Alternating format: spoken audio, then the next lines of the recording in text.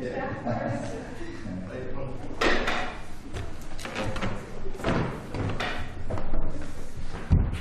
we go.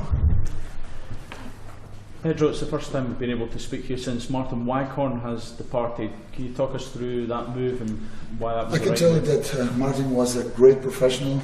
Meanwhile, he was with us. A great Ranger Standards player. We spoke with him. We understood that he should move away because maybe this season he was not having so many chances, and that's what happened. So I wish him all the very best. Does that free up some space in your squad to bring somebody else in now? Might be. Since the very beginning, we have our ideas very clear regarding to the squad, and this move maybe sometimes may be synced, other times may happen depending on the market, and we will see. We will see. We still have time until the end of the transfer window. We know you want Jamie Walker, Kenny McLean. So you know more than me. So apparently. Does that mean that there's a chance of going back in then if you have extra? There's a chance of your question having an answer from yourself if you know more than me. So I'm not going to answer. I told, and I'm going to say for the third time from this season that I'm not going to talk about other players that don't belong to our club. See, period. Okay. But you're hopeful of adding to your squad though. Period. How is everyone after the weekend? Some of the players obviously playing in the Scottish League for the first time. How did they find it? They find it good. I think it's always good to have a good start. It's always good to start building because we know that we still have a lot to build in front of us. After you winning games, the players are more open to receive the points that we need to improve, and that's what we need to keep looking for. Build a team with victories, but also growing on the details, on the points that we need to improve, and we still have a lot to improve. How did they find the occasion, the atmosphere? They found it different. For example, I can tell you that I spoke with Bruno. So Bruno, this is the Scottish football, and he told me it reminds me when I was playing for Porto B, the B team from Porto, a long time ago, and I was playing on the second division up north. So this was the type of football played in that scenario. So it reminds me, is used to, and we need to understand that this is going to be the reality. In what way? Because it was physical, or? Because it was physical, yeah. Because the ball was a long ball, fighting the ball, the first ball, fighting the second one, and all the time the ball in the air. So this is the reality. And I was about to tell you, if we don't want to face this reality, we need to change the game to have it under our control.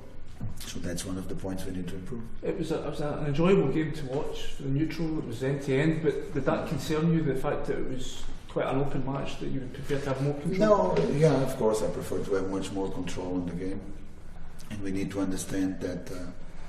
I learned that when I was assistant in Sporting of Lisbon in 2004-2005. We faced two English teams, Newcastle under Grinsona's management, and after Middlesbrough under Steve McLaren, and they were having fantastic team, but of course as English or British teams, they were very pacey, and they were very physical. So the solution that we found to pass over them was to take them out the ball, so they cannot perform under those conditions or situations. So we need to have that control in our mind, and we need to work regarding to that, as we did a little bit better, but maybe because they were two Portuguese managers, Watford and Sheffield, they don't play on the British style, so we have better control on the game when we play against both of those teams. But the reality is that Scottish game is different. That's our reality, and we need not to get adapted, but know how to deal with it. You spoke after the game about Josh Windass and perhaps some improvements he needs to make to his game, but do you think if he can make those adaptations to his performance that he can be a match winner? Because for 20 minutes, half an hour on Saturday he was unplayable. I always like to look for the points that each of our individual players need to improve, It doesn't matter if it's Josh, one of the youngest, if it's Bruno, one of the oldest, or even Kenny, really the oldest one. So if we have some points that we identify as a patterns that we might change on the training sessions by watching some footage, just for them to be convinced that they need to change that, we do it. And Josh is one player that I'm keen to change the way he see the games, the way he approach the game, to become a much more complete player. So if he can give you all of that and he understands the games differently, he understands that he's having another moment of the game, which is a defensive one, which you need to be switched on all the time, working the concentration levels, I will be glad to help him. He knows that, I know that, and we are working together in that direction. What is his potential? How good can he become if he? He's a very good prospect. He's a very good. He's having a huge physicality when he accelerates the game, when he goes forwards on the pitch. But we need to control all those situations depending on the moments of the game. That's what I want from him, and that's what we are going to work with him. Has his recent performances perhaps changed the way you can think about your team, that he gives you another option, that dynamic pace that he has to be able to go past players? Is that something? No, totally. He's showing that regularity on the last 3 games, and when you have 3 games in a row and you show the same actions, the same pattern, so you see that really the things are going on the right direction. But there are a few others that we need to keep working on. Pedro, how important is the League Cup for Rangers this season and for you? All competitions are important for this club. So we are going to face this game knowing that it's going to be the first one of 4 that supposedly take you to the final. But you need to win one at a time, so this is going to be the first one. The most important in the season because it's a knockout game. So we need to look for it, showing all the respect from the opponent, showing all the respect from the competition, and keep building with winnings. What do you know of Dunfermline? I know everything from the opponents. I don't leave my homework for others to do. So we know this is a good side. We scout them the same way and we analyze it and we present it to the squads. Exactly the same way we do with all the others. So we know what we are really expecting. A good side from the championship, a good manager, good experienced players, quality players as well, and they are coming here with the will also to win the game. So that's what we expect from them. How important is it to have the home supports behind you when it comes to cup games? I think that question is not the question, because we have all the time the support from our fans.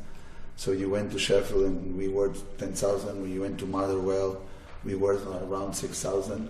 Supposedly tomorrow we'll have a crowd that's supporting us. They give us that passion, and we just need to give the same back to them. We play for them, and of course we will always try to win for them. Pedro, you talked about leaders in your team, and you mentioned you want Muttley's in your team. You mentioned the cartoon character Muttley. Is that something you feel you've found the key people now? Do you feel that after the game against Motherwell, people are settling in? You can see even more leaders in your team than you already have? Yeah, totally. You have different types of leadership that you try to get together, to get along in the way you want the team to be led inside the pitch, by your own players being not only players being leaders, but also being coaches down there. Sometimes they do it on the Muttley way, other times they just give me the ball, other times just being smiling all the time can be contagious for everyone. So that's what we want, that's what we have, and we have much more leaders than only the 5 captains, for sure. In terms of Dunfermline, they obviously effectively knocked Hearts out of the competition. Does that give you any added concern about their level and their ability? Normally, it's important for you to watch or to scout the opponent in a specific contest that supposedly is the same that you are going to face. So I think Hearts game, which was the last one that they play on the group stage, was a good one for us to understand what we are supposed to expect. But even so, they performed very good. They draw with 2 goals, so we know what we might expect, and that scenario, that contest. Team news, has any fresh injuries, guys coming back in? No, we have a clean sheet now. Steve is very happy. I'm very happy as well because we can count with all the players. Nico, he ready to be? Nico is available to be on the squad. And Carlos Pena, how is he coming on? Carlos is having a special training in order for him to get the right rhythm and levels. So I'm having a specific work with him, not only on the pitch, off the pitch as well, because we want to give him the chance when it's going to be the right moment to give him the chance.